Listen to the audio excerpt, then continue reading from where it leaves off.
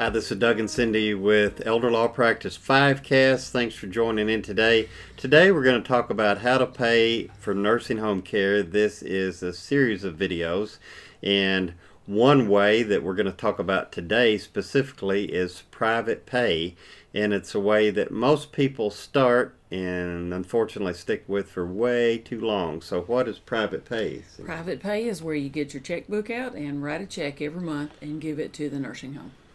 And it's so easy. You just It get is. mama's checkbook, write a check, there you go. Easy to track, easy to do. So we're going to talk about some different ways of pay, what different sources of money, and then we'll talk. We're trying to keep these to about 5 minutes, so we'll talk a little bit about maybe what's wrong with this before we get off the video today.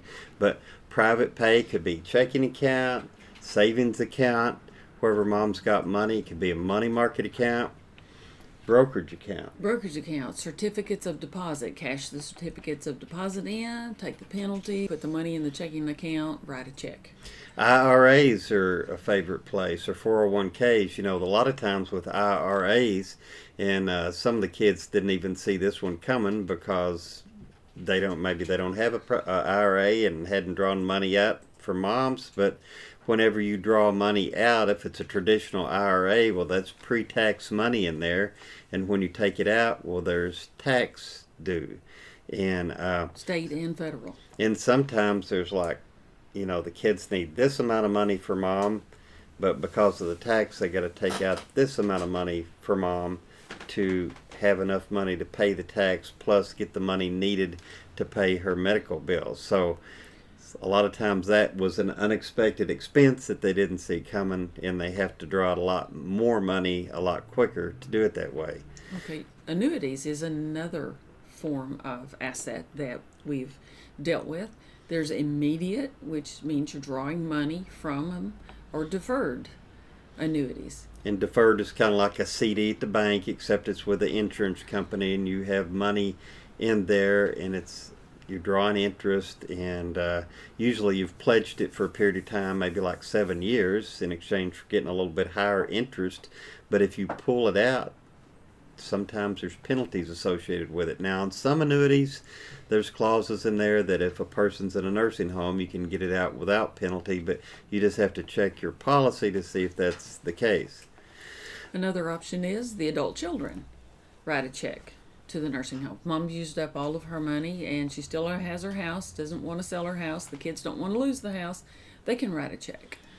And yeah, and they Pay can for do the that care. as long as they want to and pay as much as they want. Liquidating assets, and you know, so sometimes mom's just got to make a decision like, okay, dad and I have saved, we've got this money, and we've got these accounts, and I'm going to use this money for my care, and so which account am I going to liquidate first? And sometimes I think, well, I don't want to liquidate any of them first. I want to keep it. But, you know, if you're private pay, it's which account to liquidate first, or maybe if it's not liquid money, it's maybe rent houses. Which rent house do I want to sell first and use that money? Or a little parcel of land. Yeah, like a that you- farmland. I'm going to chop off a little piece of it and use that. Some people are fortunate enough to have long-term care insurance, and this is a great option if you have that. But you know, it's one of those things, either you do or you don't, because at the last minute when you need it, you can't say, "Hey, mom's going into nursing home tomorrow. Can we get that long-term care policy?" Obviously. Obviously So. not. So these, and you can probably think of others. This is just places that mom may have money where it's invested or where it's been saved up, money and or land or property or something that she could liquidate, turn into cash to pay for her care. And the care might be, you know, non-medical home care at home, which in our area of the country is like $20 an hour or so. Some parts of the country it's a lot more than that. Some parts a little bit less maybe. It may be an assisted living facility, which costs money, a skilled nursing home care, which costs even more money.